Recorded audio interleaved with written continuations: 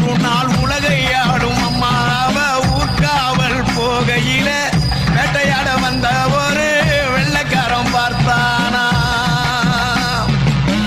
அர்த்த ஜாம நேரத்துல யாரும் இல்ல வேளையில போற பொண்ணு யாருன்னு நம்ம ஊரு ஆள கேட்டானா கேட்டானா கேட்டானா.